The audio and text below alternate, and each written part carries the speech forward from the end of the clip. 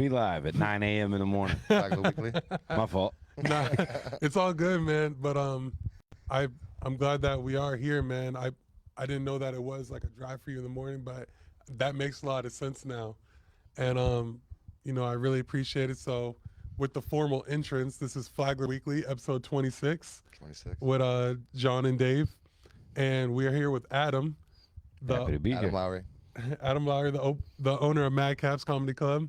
And man, we appreciate you allowing us to come do this impromptu setup over here. This is a really nice spot. No, thanks for coming to do it, man. The more interviews we can do, the more people see the inside. I'm glad you guys are willing to come out. I'm glad there's a local group like yourself that's doing podcasts like this, trying to make Palm Coast aware of what's happening, what's going on. It takes shows like this, man, to put cities on the map like that.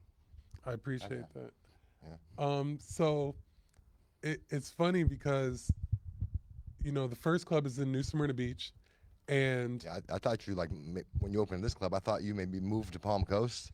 Yeah, That's a why few you people opened- did. That's why you chose Palm Coast.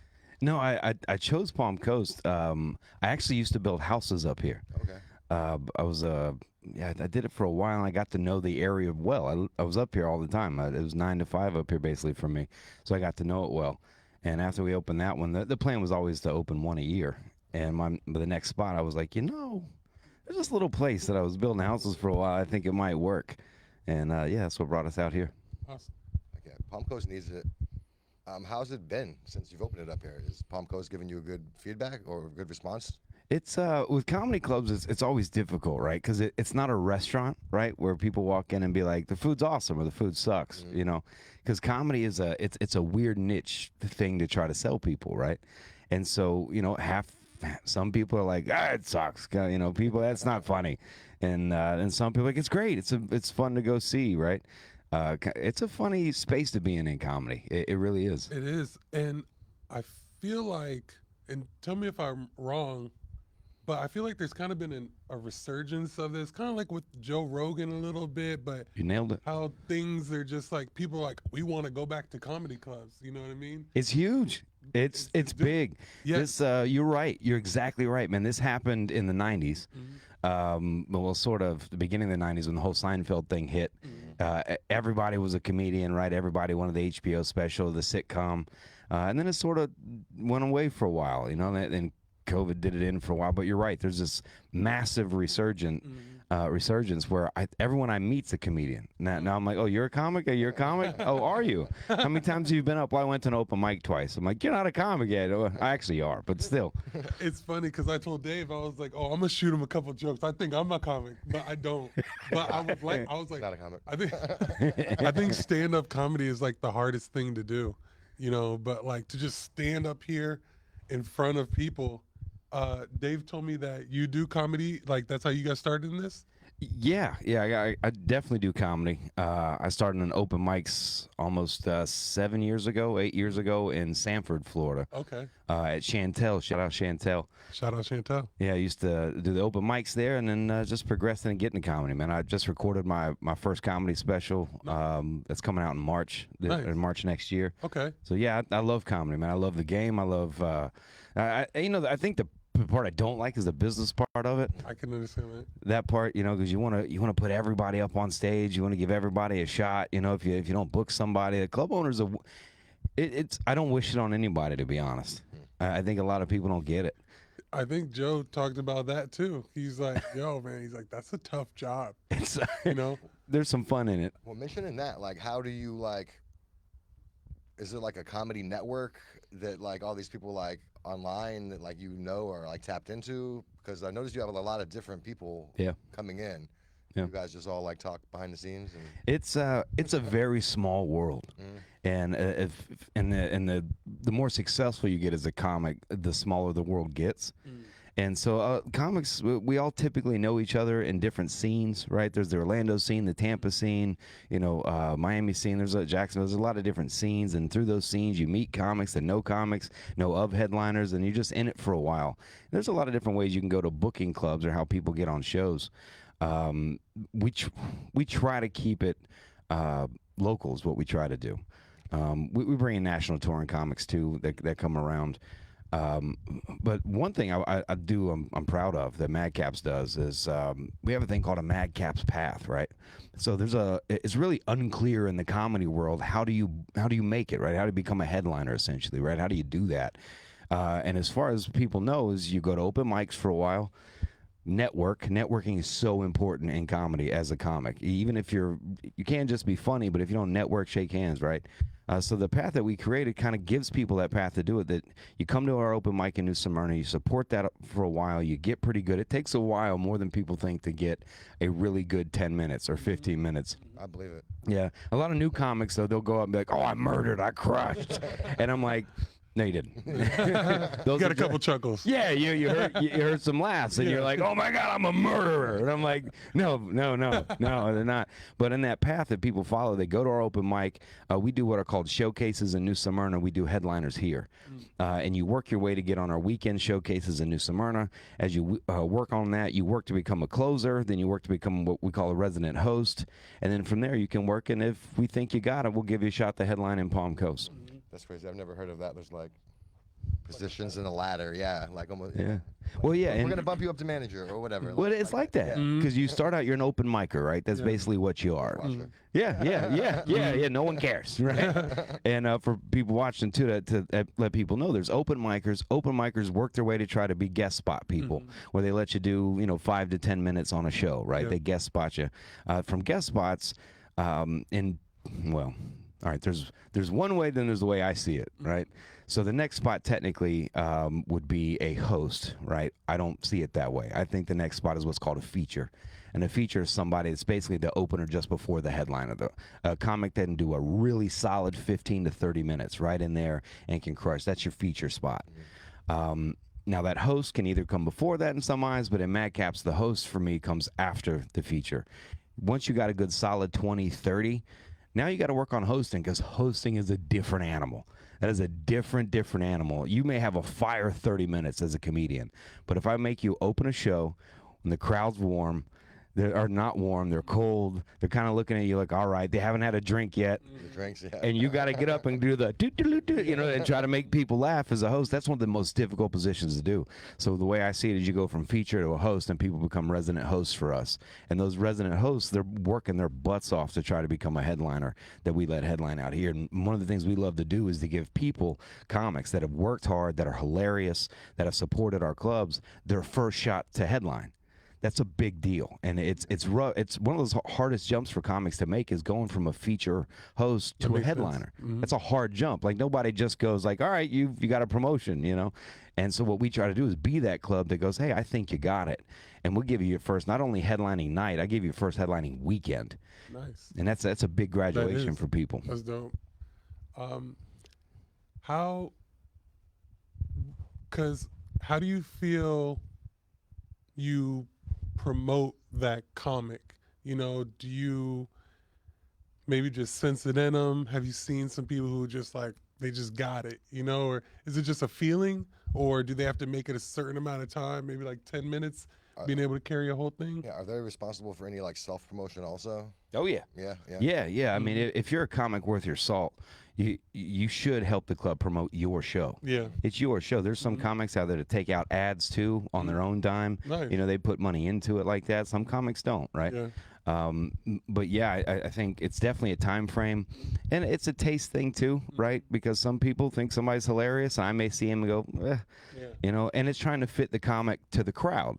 There's a lot of comics out there that I think are murderous, that I think are hilarious, but they don't fit a Palm Coast room, or they don't fit a New Smyrna Beach room. They may fit some other rooms and murder, but they just don't fit. So for me, it's watching somebody develop. It's watching, can they move on the fly, right? Can they, or do they just stick to the script, do their joke? And sometimes that kills too, right? It's just trying to find that. Yeah, I've noticed that I've been to 2 shows here since you've opened up, and Thank you. both times I feel like the comedians you had were able to like adjust right away and then like interact with the crowd and get it going based on how the crowd was. The first time I was there, it was really packed. That was the opening weekend. And then I came back, it was just a few weeks ago, maybe a month ago. And it was a pretty old crowd in there that weekend. And the girl did really good, like jokes that I think old people would find funny. You know? Talking about Andresia? Yeah. I love her. Shout out she's good. Andresia. Yeah, I saw her twice. I saw her at your New Smyrna Club also. Yep. On She's one of the ones that have graduated. We gave their first. That was her first headlining weekend. Oh, that was. That was her first. That was her. And when they come in like that, they're so fired up. You know what I mean? And as a comic 8 some years in the game or much longer, you watch somebody gets their first headlining weekend, they're hype. You know, they're in the back like, woo! You know, they're gonna get it. You're proud of them. You're like, you know, and they earned it. You know. I feel like she had that energy when she came on the stage too. She was funny and hyped up. And like I said, it was kind of quiet that particular day, and she got everybody moving. It was good. I really enjoyed the show. And in fact, I've enjoyed like every show that I've been to at MadCaps. Thanks, man. Here and New Smyrna. It's a good night out. So you said it's hit and miss, but has it overall been good in Palm Coast? Yeah. We've been received very well in Palm Coast. It's definitely been good. Now, dealing with Palm Coast, like business-wise, were they like really difficult to deal with, or? I gotta be honest, no. Because I know it took you a while to get opened up. Yeah, well, we did okay. The construction took a little bit. The construction Yeah, part. construction took a little bit. You know, I was used to the city when I built houses years and years and years ago here, where I was like, oh no, Dragon. they were awesome. I tell you what, we flew through here. They're a little stringent on the building code department stuff, but that's state codes. That's not them. You know, but they flew pretty quick with us. Their business tax receipt department flew us through. It was fast. It was good. Going back to the comedians for a moment, have you ever gotten any crazy writers or anything like that? When you say Like requests from the comedians to have in the green room? oh yeah, if I get that writer, you're not going to work at MadCaps. Yeah, I spent a long time in the nightclub business for about 10 years. And back when the, you know, DJs were the thing, it might still be, maybe I'm just old, I don't know. But you know what I mean? It seemed like that's gone, I don't know. But all these named DJs would come through and you get ridiculous writers like that. One of them said he wants only green M&Ms in a bowl. I told him that. Oh, some of it's pretty ridiculous. Yeah. But if I get that writer, I'm like, nah, I'm good. I'm good. Yeah. I heard from somebody that they wanted like Popeyes and churches. Both. Popeyes for me, y'all can get churches. if you got a name to be able to ask for that, then by all means ask for that. You know what I mean? You know, you bring up an interesting point too, man. Is you know, if there's any negative feedback I get sometimes, is I'll get even New Smyrna in here. I get, why don't you bring like Jim Gaffigan? Why don't you bring like, and I'm like, do you know that's the most expensive comedian? Like people. It's like if you want to pay $1,000 a ticket, sure, let's. Yeah, run they it, asked me to maybe. bring Kevin Hart. They're like, why don't you bring? I'm like, what? There's 60 seats in here, buddy. Like, do the math. Yeah, it's funny because like I listen to a lot of Joe Rogan, and they were like, yeah, Dave Chappelle came, and it was a real intimate room, like 200-300 people. I was like, those tickets had to have been like $50,000 a pop. Yeah, You know, they're like, expensive. For those people to get in like a close, if Dave Chappelle was in this room, these seats would. 10 grand. Yeah. 10 grand a seat. Yes. Yeah, because I don't think people even realize how much comics really make that are doing theaters, that are doing sold out nights at the Improv. Yeah. You know, that's a $50,000 weekend for that comic at the Improv. Yeah. Some guy they'll just name randomly has, you know, maybe some reach on Instagram or something like that, and they'll just say, hey, book that guy. Yeah. And I'm like, sure. Right. I'll just reach out to him and say, you know what, I'll meet your $10,000 guarantee. I'll give you 80% of my door and plus a $2,000 sellout bonus. Like, what? It's ridiculous, man. Not that I know, because main thing, and he definitely knows about, is people who like don't know anything, say about the comedy club, talking about the business of the comedy club. But what I feel like is great about Palm Coast, if you were a comedian to come here, is the people are going to talk about it. You know what I mean? Yeah. A lot of people here are from other places. So if you do good here, your name's going to get out. You know what I mean? So this is definitely a spot for comedians. And if you're from Palm Coast or Flagler County or surrounding areas, if you want, like you said, a good date night, because one thing I was going to say is with this is like we heard about you coming. You know what I mean? Like when the word came out, it's like, whoa, like, Shout out Christy, yeah, MadCaps comedy club coming. That's why that first night was crazy. You know? Christy B laid the foundation here. You know, Shout out Christy B. Yeah, she was promoting shows here 10 years. And when she told me she wanted to take a step back to start headlining and do more shows rather than throw shows, I was like, well, funny you say that. Because I'm thinking about going to Palm Coast, and she and I talked for quite a while before we decided to come here, because it's it's a real no-no in the comedy world to walk into people's territory. So people do it. There's a company I'll leave unnamed that does it, but those of you in comedy know who it is. That they go into people's territory and then they literally just start doing shows down the street, or they open it up. And that, well, one show a month can really hurt a comedy club in an area, much less, a saturation of a market, right? So we didn't want to just come into Christy's territory and just open up because, one, Christy's a friend. Two, she's a great comedian and somebody I respect as a promoter. So before we came to this region, it was like, hey, this is what we're thinking. And it lined up. And she actually works here. Yeah, she worked there for a while, and she really jumps in a lot as a host. I saw her here also one of the times I came. Yeah. So, just getting into, I know we spoke about some possible struggles that the club might have, but what do you think to anybody maybe trying to open up a club Don't. would be like just the first thing you need to think about when opening a club? Because some people might be like, oh, I think this might work, I love that you said that, man, because my wife in particular gets really upset about it, and so do I when I hear it. When some comics will be like, yeah, I'm thinking about opening a club just like that. I'm going to do that. And they think what it means is sign a lease, put up some curtains, throw in a microphone, do some marketing, you're good to go. And I'm like, you have no idea. When I'm like, you have to get an architect. That architect has to do drawings for the interior space. You have to submit that. They go, wait, an architect? And I'm like, yeah, and if you're doing plumbing, then you're going to need an engineer to then stamp those drawings. Then they'll submit them. They'll come back with comments, and that'll take you 3 or 4 months just getting through the comments of your drawings. Then you got construction after that. Then you got the state of Florida and the health department. Then you got to go get your license, too, to be able to sell alcohol. People have no idea. While you're paying rent the whole time. Yeah. While you're paying rent the whole time. And comedy clubs they're not a big margin business. If you really look at it, say a restaurant is open, Thursday through Sunday, right? For the most part, you have Friday, Saturday, and an hour and a half. You have 3 hours the entire week to make all of your money. We were talking about that, And you have but you also do an open mic on Wednesday? Yeah, New Smyrna. Oh, it's only New Smyrna? Yeah, just New Smyrna. Okay. So Palm Coast is only the weekend, right? Just the weekend. Yeah, just the weekend. When I was telling you there's no variable, you can talk to some comedy promoters or club owners, and they'll tell you, we got it down pat. This is how you do it, et cetera, et cetera. And they might, if you're the improv and you have the names, you can afford, to do that. But trying to find the variables that market a comedy club perfectly, right when you think you have it, something goes different. You're like, well, that's not it. I didn't even do any ads this week, and we sold out both shows. I did $300 in paid ads this week, and we had 17 people. And you go, all right. Definitely understand. So you go to a different comic. Then maybe this comic, this flyer, and trying to figure out those variables of how to market those shows and push them. It's a big deal. And what we found in New Smyrna, we used to be open Monday, Wednesday, Thursday, Friday, Saturday. And over time, we've actually learned less is more.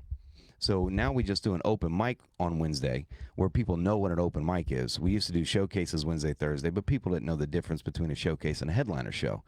So people would come to our $10 Wednesday, Thursday show, skip the $20, $25 headliner weekend show. And so now we've cut it down to it's open mic Wednesday. Your only chance to see real headliner comedy is on the weekend. And that's what we started out here, rather than opening what we did in New Smyrna, where we just opened with 5 nights a week, all different formats and things like that. We said, let's just do what we've learned in New Smyrna, and less is more. Let's just do Friday and Saturday. That's all the time you got. So this might be to anybody who might be listening.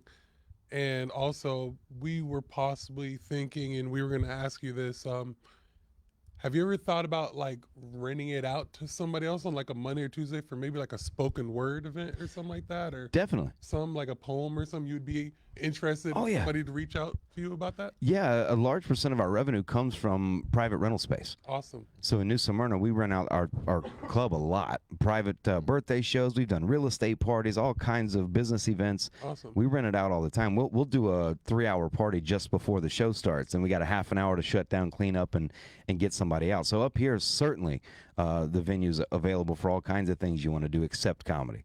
If you want to rent something out, That's awesome. Yeah, you want to do private events, and we keep our venue fee. It's low. We charge $100 to rent the whole venue. Yeah, we're thinking about starting something here that we just launched in New Smyrna, which we realized is when football season starts, you can't win. Thursday night Football beats you. Monday Night Football destroys your nights. And don't try anything on Sunday. Wow. Right? So what we decided is we bought an 11-foot TV and put that in the New Smyrna Club. Now you can rent our space out for a private football party awesome. for $100. 11-foot TV, surround sound screen, microphones for giveaways, and it comes with a bartender. You got your whole place, and that's something we do out here. Yeah. And then also like Super Bowl parties Yep. or playoffs or Yeah, we do fights, college game day. boxing. That'd be a good one. Because they also don't show it anywhere around here. No, They like sell tickets. we rented out a MLB game. That's awesome. You know, so that's like anything for an 11-foot screen. Yeah. Although all the direct TV stuff, you charge way too much if you want to air the fights. I'm a big UFC fan, but if you want to air that in your club, it's like $2,000 a month. Wow. It's ridiculous. I think I did hear something about that. Yeah, it's a lot of money. We might talk something about that. But the next question that I had is, do you possibly, this might be an exclusive, do you have an idea of where your next one might be? I do. There's 2 locations, and I can't break that news here Oh, because the minute I start talking about it, there's another owner or promoter or that makes someone sense. that That goes makes to that sense. area and starts trying that area out and goes, "Oh, this works," and then they open one up. I respect that. Well, That's something you maybe keep close off to the mic, chest. Off mic. I'll tell you off the mic for sure. Awesome. I will, man. I want to go back to something that before we skip over it. We were talking about scenes and comedy scenes and areas, right? And one of the most, and owning a club, the part I got to be a part of, that's a nice part about it. I don't just bitch about being a club owner like that, but the nice part about it is I've watched a comedy scene in New Smyrna Beach get born and created. You created one here. We're almost there, right? So Well, what I you're- mean by comedy yeah. scene are comics, right? Okay, yeah. So comics create that scene, yeah. And in New Smyrna, I lived there, 8 years, and there wasn't. I was throwing. The story's hilarious. Where I was throwing shows and how I kept starting to throw more shows, etc. And there was just no comics there. And now we're going on our 2nd year, finishing that up, and our open mic is packed with 17 comics, 20 comics, and all these guys and girls are 4 months in, 6 months in, so they've all sort of started at the same time, and there's such a tight-knit community, like a lot of scenes are. And we just did our first official to make it a New Smyrna comedy scene. Is we did a show on the weekend with nothing but NSB local comics, just New Smyrna Beach local comics were on the show. And to have that scene, and I got teary-eyed because I really look around because you don't think about building that. Then when you see it happen, you're like, oh, shit. That's beautiful, man. And all these comics supporting each other and like, hey, that was a good job, man. Or, hey, that was awful. Like, you ate it, right? And to see that build. And so we get asked a lot when will the open mic be here in Palm Coast. And we're sort of waiting it out to kind of see Yeah. if we did an open mic Wednesday up here, it would take away from New Smyrna. And there's other large open mics that people love to go to on other days. So trying to find that day and it fits right in. But to build a scene here would be another cool thing to do. That's awesome that you consider that. And, because a lot of people, they don't know the whole layout. And it's like, it's really chess. You know what I mean? Yeah. And they don't know how it could play out either way. Like you said, you do something on one night, now you have beef with a whole situation. That's not good for anybody. Yeah.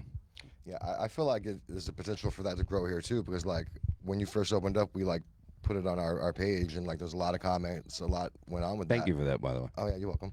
And a lot of people were like tagging other people. Oh, go to open mic, go to open mic. Well, are you gonna go on? I mean, it hasn't happened yet, but I feel like the potential may be here because there was a lot of people like tagging other people that are We've had comics. 2 comics that drive down Wednesdays from Palm Coast. Oh, really? To do it up there, or to do it down there. So we'll see. We'll see. Got to grow it. Yeah, open mics are a fun night. If nobody's ever been to one, it's fun to go to. Just know you're not going to walk in and be like, that is the most hilarious thing I've ever heard. But watching people bomb is hilarious. When you It seems hilarious. when you do an open mic, I'm gonna come. I'm gonna do open mic. You gonna get up? I'm gonna get up. You heard it first. I'm getting up. You heard it first. Too. It's gonna be on. Yeah, definitely. I'll support you. You get Man, up here for 5 minutes and just bomb and die. Yeah. I'm waiting, but you gotta. When you realize you didn't die, you're Yeah. like, oh wait, I didn't die. Yeah. I can keep doing I'm that. scared though. Dude, I just was it last weekend? Yeah, last weekend, Friday I had a show, and I would say top 3 most awkward shows of my life, and my fault. and you walk away from that, like it crushes my soul. Like if I do bad, like I go home and I'm like, I don't want to live. Like I get hurt inside, man. Can't go outside anymore. It hurts so bad. Everybody knows that I bombed. Yeah. They might not even been there. Dude, the comics know. My wife's like, I have to take you home now. She's just like, you need to not be. Just go home now. You don't need a drink. Just go home. And I bombed, and it was strictly my fault. But then Saturday I came back, closed the show, destroyed. That's comedy, man, and I love comedy because you never arrive. Yep. Like I guess you could say Chappelle has, but other than that, you never hear a comic going, "I'm the shit. I am the greatest at this of forever." If anything, you watch people that were the greatest start to do this, right, as they get more comfortable in life. But I love comedy for that, man. Like you're never the best ever. You're never a pro. You can be a pro, but you're never like, I never bomb. I'm the greatest. Like, no, you're not. So I want to get into just like a little bit of comedy. I don't want to call it history, but stuff like that. Who's in your top 5 comedians? Well, there's comics that I think are funny and killers, and then there's comics that influence me. Yeah, Dane Cook. Like a lot of people don't give him flowers, but I was around that age. I was like 15, 16. He's one of the best to me, just from that era. Like you know what I mean? Then he did the movie Waiting, and that's a classic movie. Dude, he went and got like 7 bags from those rom-com movies. Man, dude got paid doing that. One of the first comics selling out rounds like that. That's what I'm saying. He like paved the way for a lot of people.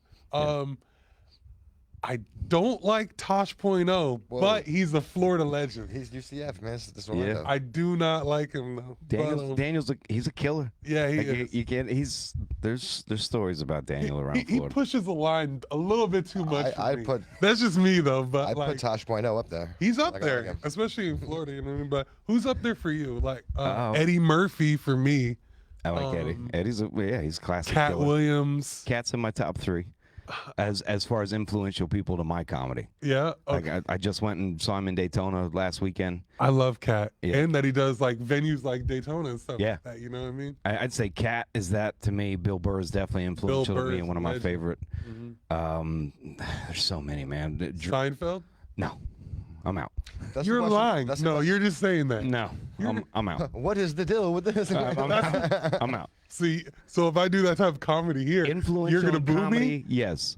Influential to me or someone I think's hilarious? God, no. I don't think he's that hilarious. Did you like the show Seinfeld? Yeah, that's well written. But how much is that as Larry David, though? Yeah, right. It's well written. It's a great TV show for sure. I'm hurt. But Seinfeld had like supporting characters. You know what I mean? So you think like George Costanza was like funnier? No, I think it made Seinfeld funnier. That you had him, and then you had Kramer doing his crazy stuff. Like then you mix in what's his name's dad. You know, you George's dad. Yeah, you said you put characters around that. Best of us for the rest of us. Yeah, it's not Seinfeld. No, he's not up there for me. But I'll tell you a comic that most people forget about is they'll go right to like Richard Pryor, right? Who I think that's top 2. They'll go to Richard Pryor, Eddie Murphy, right? But the sleeper name they forget about is Red Fox.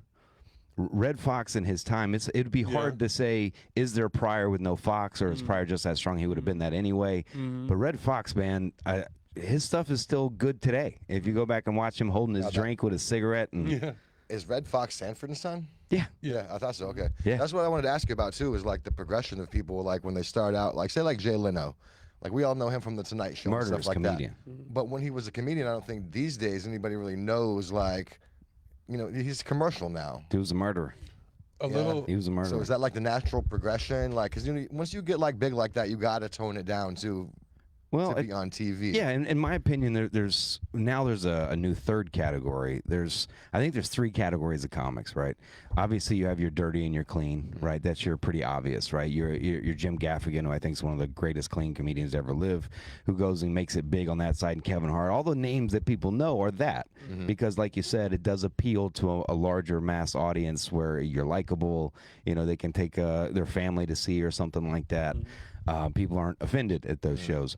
Then you have your other sides, right? That your Anthony Jeselnik's and Tom Segura and these people that they go a dark way, right?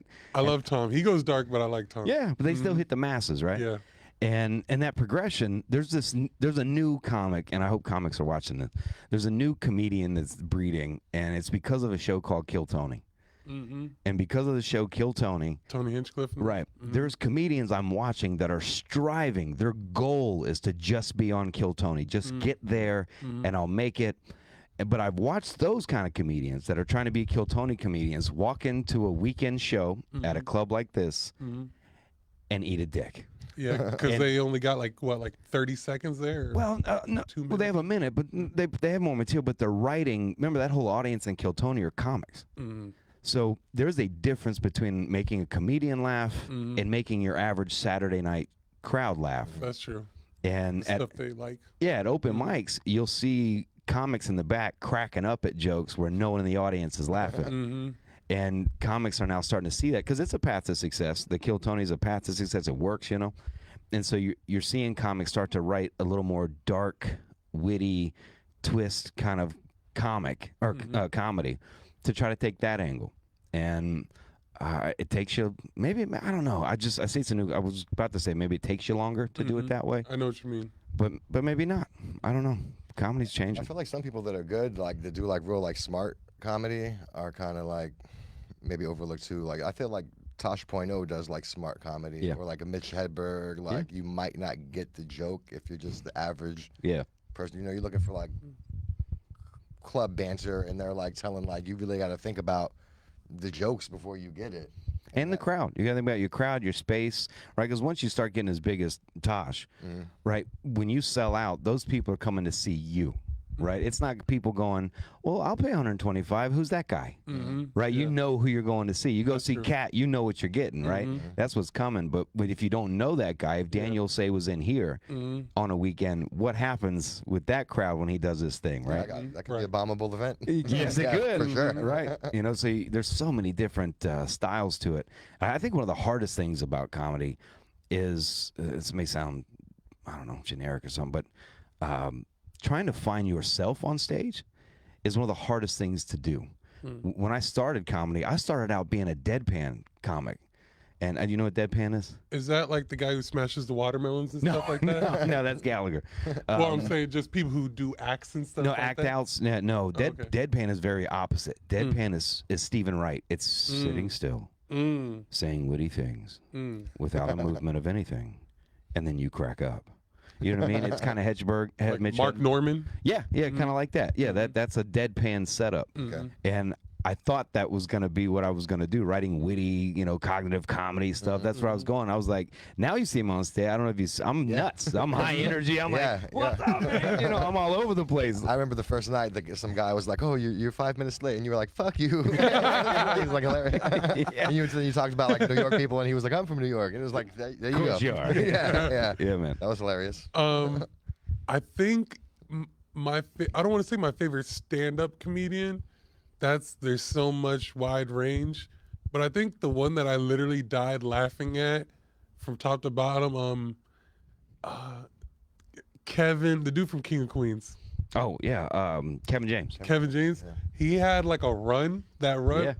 bro, and he was talking about like the phone ringing or something like that, and the answering machines, and how it's like you got to go to the bathroom. He's like, ding, he's like, oh my god, that shit. That is the funniest stand-up I've ever seen in my life. Kevin was good. Kevin was good, man. Oh my god. He was on that '90s era where it was do stand-up to get the sitcom. Yeah. That was a different push. Ray Now, Romano. That's gone now. Yeah. You know what I mean? That's gone now. There's no pushing to a sitcom. Right. And there's a new age in comedy, which means social media, right? So social media, in my opinion, has hurt comedy. It's hurt comedy tremendously, in my opinion. And it's also helped recognize and bring out some very funny comics that you may have never seen. It's done that too, don't get me wrong. But I also think it's turned it because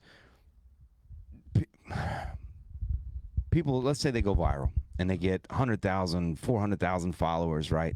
And they get all this followership, and then because they did some funny skits on Instagram or something. And an agent shows up and they go, hey, I can tour you around the country. We can make 50 grand a weekend at improvs and doing stand-up. And they go, cool. And then they try stand-up, which they've never done before. Or they went to an open mic twice or something. Or maybe even they're 6 months in. and people pay all this money to come see this person. This person does their act on stage. It's typically terrible. Yeah, they have like a line that's funny or something. Yeah, some people are smart where they put a bunch of comics in front of them and they do like 15 minutes at the end. And a lot of those people are there just to see the guy from Instagram. They're like, oh, there he is. But after that 10 minutes wears off and your material is on, Yeah. and then they think, well, that was comedy. And what it's done, and I'm going to reveal something huge here. Yes. What I think, partly why I think it's also ruined comedy, is ruining comedy, I should say, not ruined, because comedy's peaking right now.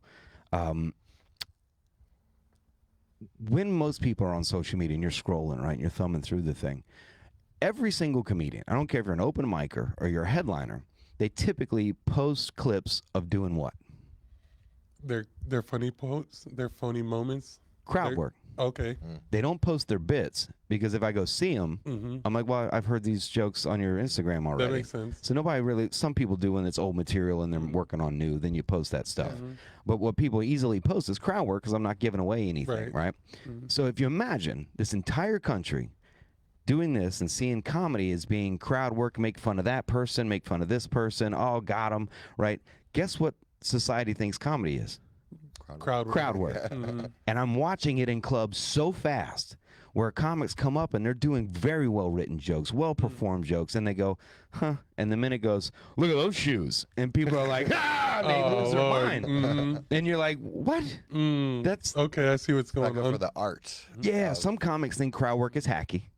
Some comics would call crowd work easy, leave it alone. That's hacky stuff, right? It's like doing I went to the dentist jokes, right? And some people are like, I think comics that say that can't do crowd work, right? So they stay away from it. But crowd work is a dangerous place to get into. It's not hacky. It's not easy. It can go either way. Partly why I bombed last Friday. It went the other way. But it's literally revolutionizing comedy. Is people think crowd, that's what comedy is. I feel like that makes me think of like, remember like maybe in the early 90s with like Def Jam and like Chris Rock. When he was all a like killer. talking shit to the crowd. That was like When he was a like killer. popular then, yeah. God. Martin Lawrence. Yeah. Oh, Bigger and Blacker with Chris Rock. God. Some of the best albums of comedy ever to touch. Do you, how do I say this? I know we said Palm Coast has a certain crowd, which we all know it does. Everywhere it has Hold on, real different quick crowds. though, that crowd needs to be more because everybody's always complaining there's nothing to do on Palm Coast. Right. And this place has been here for what, 3 months now, maybe October? 4, October? Okay. Was it October we opened? It's almost a year then. God. Wow, that's fast. I didn't even think it's been almost a year. I gotta go, guys. But either way, you know, Yeah. people need to be checking this out. Like, No, it wasn't October. October was New Smyrna. Okay. This was May. all right. That's right. It's my Yeah. birthday weekend. That's right. Memorial Day weekend. May. We opened up here. But do you let the crowd maybe dictate, like, you know, we were speaking about clean versus dirty.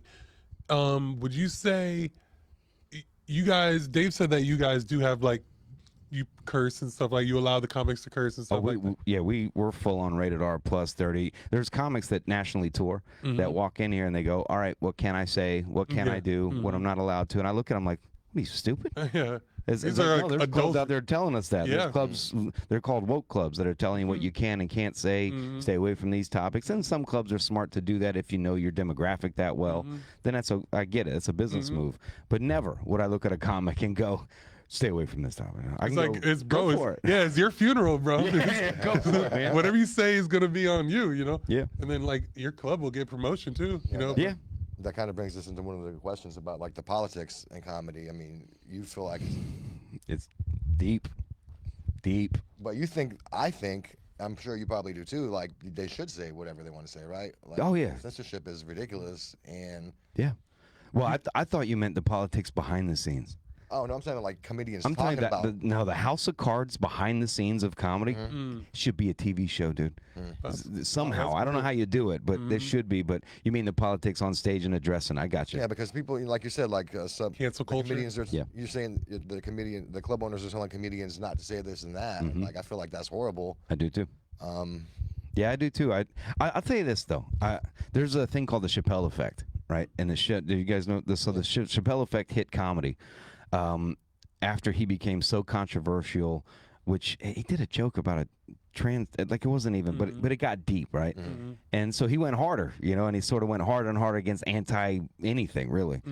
And that spread pretty quickly as you started seeing comics do it, not to mention it was happening in the world too, right? I mean, that's what people are experiencing, right? And so you started seeing this heavy political dive. I don't care if you're attacking the left or the right or attacking both. You started seeing that pretty hardcore. And I tell you the truth, I do believe comedians are modern day philosophers, and they should address things like that, because if they don't address things like that, God knows where we go if they don't. So I think that is necessary. But I think it's switching a little bit, because I want to go back to the days of silly, when it's just silly.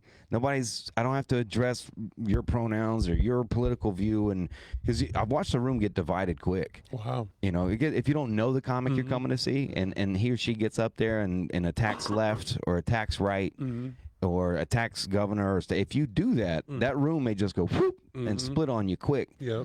But some comics are good. They can weave both sides, attack both sides. They can do it, no doubt. But for me, I miss the silly, wild, you know, it's just fun. It was fun. It wasn't about being political or making a statement or having to attack something, even if it's hilarious.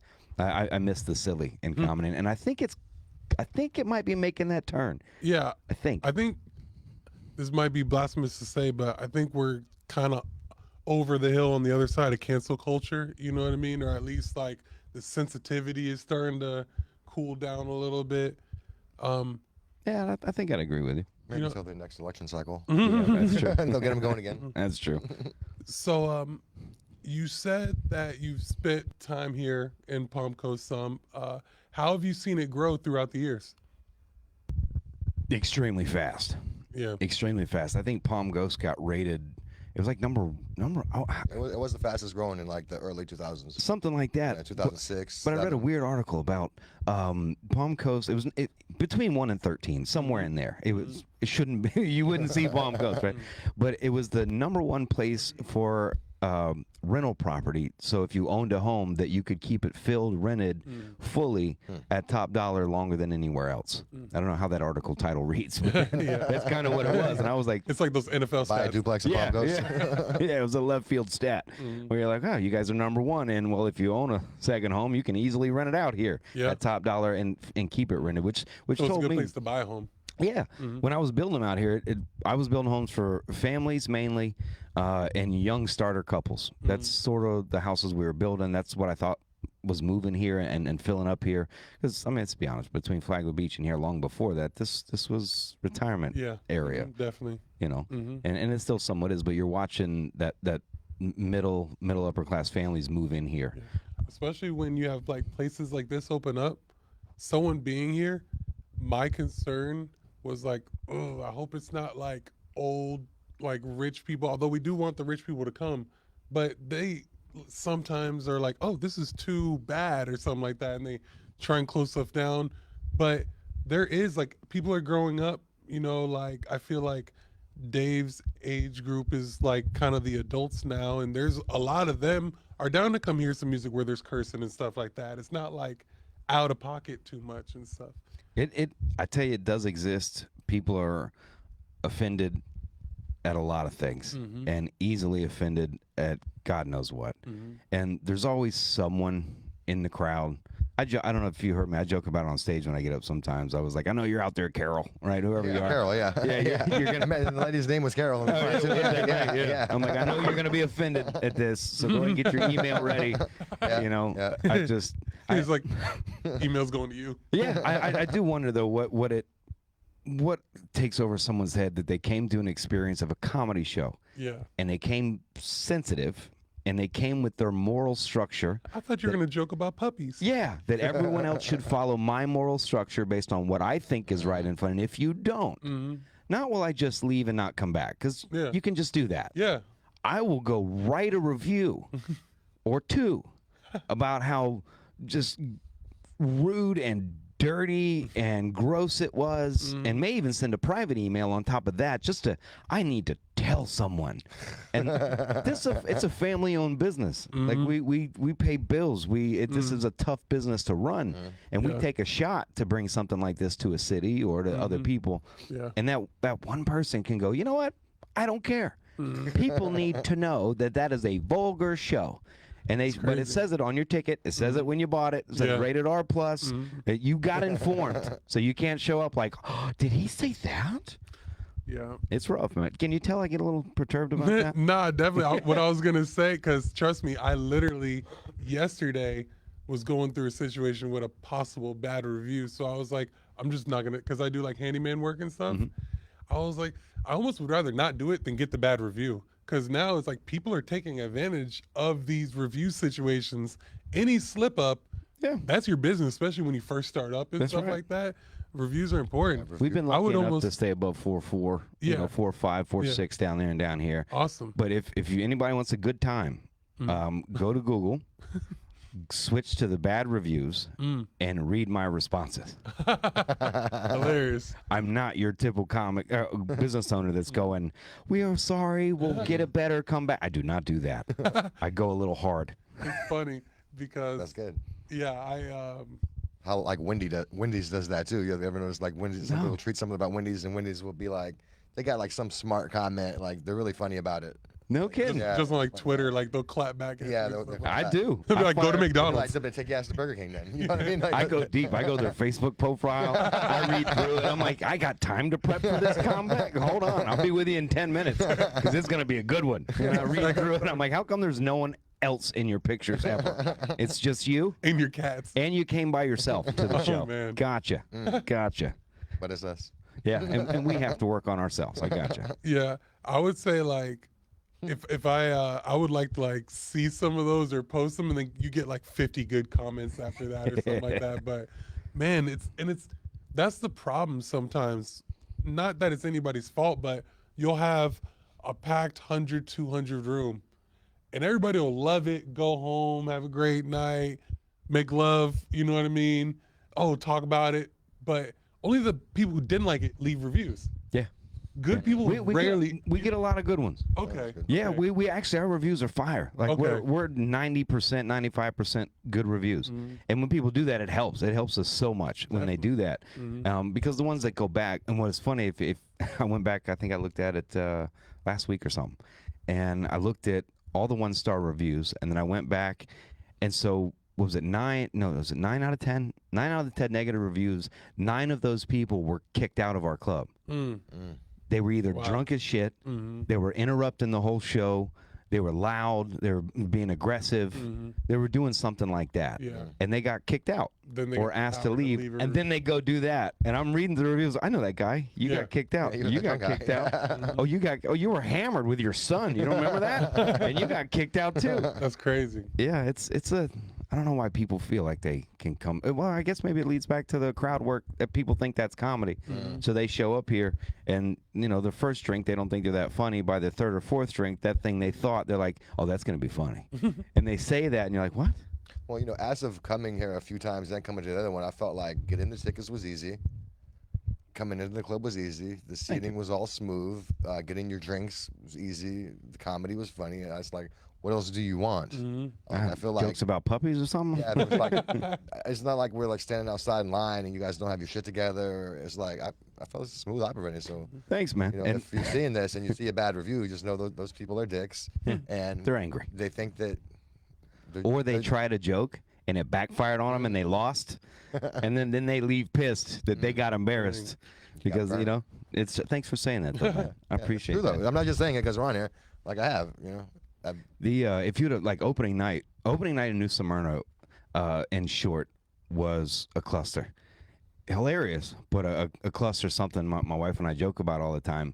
So the carpet wasn't even in until Friday at 3 p.m. and we had a show at 7:30. We had none of the liquor, in the club. The POS system wasn't installed. Internet wasn't on. And we got 3 hours. We're still working on things. The GC's finishing up some stuff. Wow. We hadn't finished the licensing part to be able to get the liquor yet. Wow. So we're doing that at like 3. Then gets it. She goes to go get it. I'm installing the Ethernet wire to get it going. Oh, wow. We just plugged up the POS system 10 minutes before we opened the door of a sold out show. And I'm like, we're sweating. I got a host in a And second. then you got to jump on stage Yeah, I and got a host. host in a second. We're gonna open up the door for 100 Wow. people right now, and our bartenders and server staff have never even seen the POS system, right? Because we just installed it. It was a nightmare, man. Wow. And we made it, right? We just made it, and we said we're not gonna do that again in Palm Coast. We're gonna make it. That's why I didn't even set a date till I had this is sure. We're all sure. Right. And then I set the date, Smart. and well, I thought I was set a good date, and then that day, Friday, like an hour or two before we open, the beer delivery shows up. Guy drops the entire beer case. Oh, no. Yingling goes from that floor to out here. The whole case is shattered. I got beer everywhere. The POS system isn't working with our Touch Bistro account, Wow. so we can't even take debit cards. And I'm going like, no, it's a nightmare, man. Yeah. It's a nightmare. It's when gonna you happen. open like that, yeah. And Gonna that happen. weekend, we opened that weekend, and our POS was down. We were writing credit card numbers to try to. Wow. And shout out to our staff, by the way, Jesse and Devin and Andy. Andy manages the place to make that night run through. My wife really, she's there. She fixes all that shit. I just get up and do this thing, right? And yeah, You got the easy stuff. I do. But yeah, it's been fun. That's awesome. Real quick, everybody, I just want to shout out our sponsor, because also without him, none of this would be possible. Need all of you guys to go follow Jesse Piccolo and go to Piccolo Place Vet Adventures. Really appreciate him. What's that? So he sells like luxury items. Like if you wanted like a specific Ferrari or something like that, he could get it for you. Or he's also that guy. like luxury homes, Yeah, it's like a luxury broker. private jets. Gotcha. He's from Flagler County. You know, he went to FEC. Interesting. Yeah, and he's doing really well. And He's the guy you got to know when you got to get the thing. Whatever it is. definitely, I got a guy. Definitely, he is that guy. But you know, it's crazy because he's really such a great person that he's like, even under his post, like he'll be like a 458 Ferrari Spider, the brand new one, and then his caption will be like, you know, okay, I got this, but I'm here for a bigger purpose. Like he's here to motivate, to inspire. He wakes up at 5 a.m, works out, goes to the beach, watches the sunrise, meditates, and then like gets with his kids, always takes them to school. Then he like builds relations. He'll fly out to Montana just to meet with you in person. Yeah, I'm writing fart jokes. Like, what's this guy doing? No, everybody, you need to follow Jesse Piccolo, Piccolo Place on Instagram. We're gonna tag everything Vet Adventures, but that's my boy. I love him, and you know he also is like John, because I've done podcasts. He's like, you need to get back into it. He's always been like biggest supporter. I love him, but getting back to you, I just I wanted to ask you this. When did you first find out you were funny? Like on the bus, like on the way to a football game, you just cracking on the bus with friends and people laughing, or like at home you just made like jokes or something? Or... No, I'm a witty dude, right? Like anybody else. Like you were, you guys. You're funny. Like I could sit around and be. Yeah, well, I've gotten funnier because of comedy, but just like anybody, you're witty. I could say whatever and hang out, but I was never the class clown. I wasn't that guy cracking jokes about everything. I wasn't that. Before I became a comedian, I was a psychologist, right? Like that could be the most unfunny thing to do. You know what I mean? You could also like pick people's minds. Oh, I use that. I use that. I use it a lot. There's still days I don't think I'm funny, would be the answer. No offense, but you look funny too. Like. Thanks. Well, there goes your career. You'll never do an open mic here. Open mic's actually full. Well, you're banned. That's it. No, I appreciate it. My wife says so too. I know. No, but like you're like, welcome. It's funny because like that's part of it. I think like you're not like overweight or anything like that, or no offense, but like I'm crazy definitely shit. fat. I think like legally or scientifically, but you're not like, you know what I mean? You do got jokes. I'm scientifically fat. You're technically fat. Your BMI is out but of, you out of don't- whack. Right. You know? You're, I'm getting heckled on his podcast.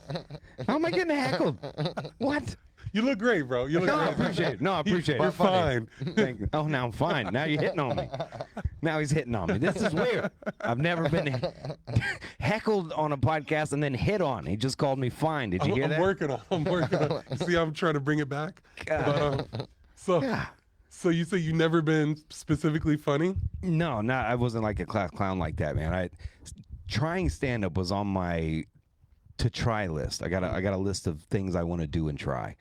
And it was on my list for a long time. And I was like, one day I'll try it. Now, I spent a lot of my time. I used to host a radio show for ESPN. Awesome. My Cognitive Rampage podcast, we were up to about 200,000 followers. Wow. And I did just over 300 episodes. That's when it was more psychology and stuff Nice. like that.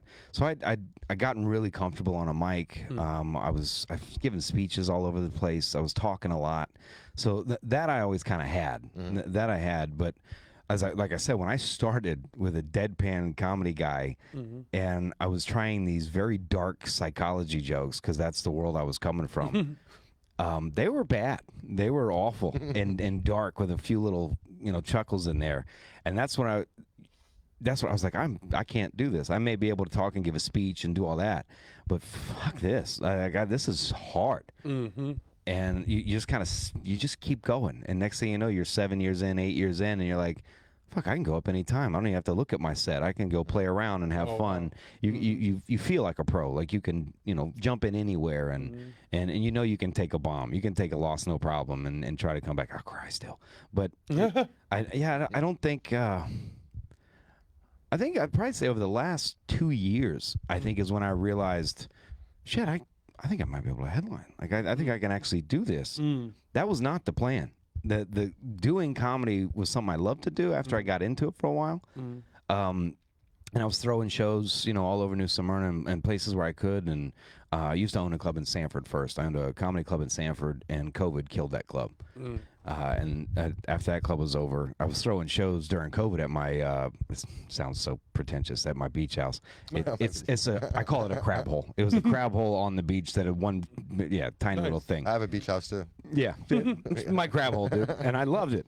But I was throwing comedy shows during COVID in my backyard on the side, and I brought a bar outside. Nice. I put a sign by the main road because I was next to public parking at the beach, where I just said free drinks, comedy show, and I ran a tip bar only. Nice. And I was out there making drinks at 10 a.m. promoting the show. That's awesome. Comics were out of work, so headliners from all over were driving out to do my beachside show. That's awesome. And I guess almost necessity, financial necessity, I was hosting all my shows. And then I was hosting all the MadCaps shows. And I was hosting Monday, Wednesday, Thursday, Friday, Saturday, basically because it saved us money when I hosted. And the reason I take hosting so serious is if you want to get better as a comedian, if you really do, host as much and as often as you can. I want to be a host. If you host, I don't want to be a comedian. I just want to host. it is the boot camp of comedy training, buddy. Because like I said, you come out to a cold crowd. You may or may not have jokes. You think you're likable until you get up there, because I'm very not likable on stage. You don't see me go, oh, he's cute. You know what I mean? You already said, look weird. You look at him, you're kind of like, I don't like him already. You know what I mean? It's like you got 7 rings on and shit. I don't look like a guy you want to talk to. And, I got better accidentally and out of necessity. And the more I went on stage, obviously, the more reps I do, the more hosting I had to do out of necessity. I didn't host out there because I thought I was hilarious. I hosted because I would have paid $200 for the weekend. So I would host, And then then I was like, holy shit, That's dope. I think I can kind of do this. Next thing you know, I'm recording a comedy special, and I'm like, all right. Do you, how do I say this? I don't want to say, is this your main thing? Because I feel like this is your main thing, but like, okay, I do other things. Like Flagler Weekly is definitely our main thing, but there's is this like, I don't want to say your sole source of income, but like maybe, are you a construction worker? Yeah, this is not my only thing. Okay. Lowery Construction Management is my company. We're an owner's rep. We represent owners and owners of franchises, and we do all kind of construction, whether it's construction management. Okay. Owners rep is mainly what we're doing now, and we manage a lot of people's large projects. So if Okay. you got a large project, you bring us in, and we handle it all for you. We bring in the GC, we bring in the architect, we organize it for you, we set it up. Right now, I'm building 12 Dunkin' Donuts in Connecticut. I'm Wow. building 10 more Dunkin' Donuts in South Florida. Wow. We're doing a giant condo complex in Naples, Florida. Mainly as an owners rep and construction manager. But that's awesome. the main goal. Our main thing. You went to college for psychology then? Yeah, So you have like a bachelor's in. I have too many degrees and too much student debt. I hear that. Yeah, I got a few degrees as well, and I don't do what I went to school for either. It sounds like I'm smart when I got too many degrees. It's I kept switching majors, and then because this is cheaper, I don't have to take. And the next thing you know, you're like, oh, I got 7 minors. What? Right? And then you're like, I got a BA and a BS. What? I didn't mean to do that at all. I wasn't trying to do that. That's how they suck you in because I'm Yeah. similar. Yeah. Yeah. Yeah. fair. That's what I brought don't- you into it, I man. don't do anything that I went to school for. Yeah, psychology was a passion for mine. I loved it, man. I loved helping people. I loved it probably as much as I love comedy. I loved it as much as I used to ball. So as much as I love football, I loved it like that. Wrote 2 books on that, and called The Cognitive Rampage, available at Barnes & Noble and Amazon. Put those books out, and I got into it deep, man. I loved it. And that industry is corrupt. It's fucked up. It's not cool. It's a very bad place. What industry exactly are you saying? Just psychology. I was treating people with addiction issues early, and then I moved on to family, and then I moved on to individual counseling. I did an array of it all. And that's where the Cognitive Rampage came from. That's why I was doing those podcasts like crazy. It was all mental health all the time, optimal all the time. And doing that, I think I did that podcast 5 years, something like that, 4 years, something like that. And I got tired of being that guy. Right, it sounds like your buddy Jesse, but every day a live video or 2 where I'm, talking about mental health or pushing yourself forward, or challenging yourself, and being that guy all the time, the podcast all the time. I was like, I'm done. Like I can't. And then I found comedy along the way, and I was like, this is better. I like that, and I literally just quit the podcast. I stopped the Rampage stuff. I just dipped. Like I'm done, man, and moved to comedy, man. That's dope.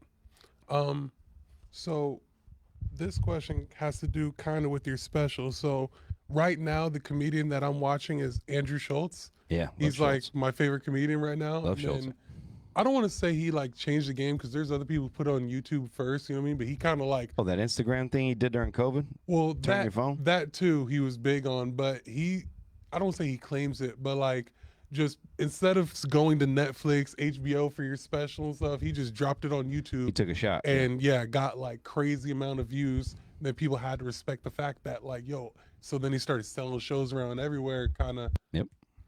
So one, how do you feel about Andrew Schultz? Do you like him? Love him. And then awesome. And then also, how are you putting your comedy special out? Oh, appreciate that. Schultz, he was a game changer in a lot of ways.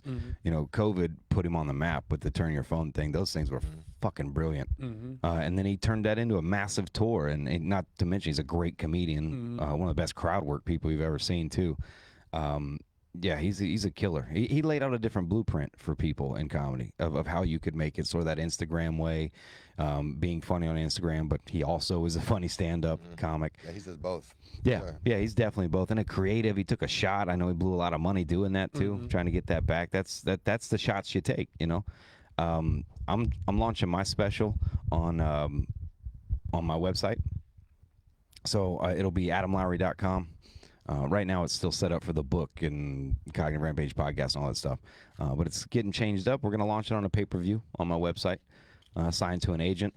Shout out to Kareem, my manager. So he's setting up a 2024 tour around Florida, and kick that off and cross your fingers and see what happens. That's awesome. Okay. Definitely gonna, just support every way that we can. I'm actually kicking off the tour headlining here, October 26th, 27th. So Perfect. that Halloween weekend, I'm going to kick off that 2024 tour starting here. My headlining up. birthday is October 23rd, Nice. so I'll cover you guys tickets. You guys want to come out? Woo, woo. even better. Birthday's perfect now, dude. Yeah, if you want to Awesome. come out, yeah, it'll be a fun show. Awesome, man. Well, Adam, we really appreciate you coming through. Is there anything else that you feel like we might have missed? I just really want to get the message out to people in Palm Coast. If you haven't Definitely. been, come, because you had your friend over the house the other day, and I was like talking about the comedy show, and she's like, "Oh, where's the comedy club at?" Mm-hmm. I was like, "So like people assume that everybody's heard about it, but It takes they about a haven't. year. It takes They about a year, haven't. brother. So that's why I wanted to just put it out again Thank you. and just really, Mm-hmm. because people say there's nothing to do in Palm Coast, and this is something to do in Palm Coast. So come and do it. It's definitely something to do. Yeah. Definitely. And it's Don't Definitely. leave a bad review. No. It's a great date night. Yeah. You finish up here, then you can go to dinner afterwards, and then maybe the bar or whatever later. 7:30 is a good time to start your evening. Yeah. Drinks here. And sorry if people think $20 is too much for a ticket No, for a show, definitely but not. it's a lot to cover Right. out here. But it means a lot, man. We found a new summer, and it takes about a year for the community to really know you for sure and hear you. Unless you go and drop 30 grand a month and buy every piece of marketing you can, then people know. Yeah. But we can't quite do that. So please support. Please come out. You'll have a good time. I swear to God. The comics we book are hilarious.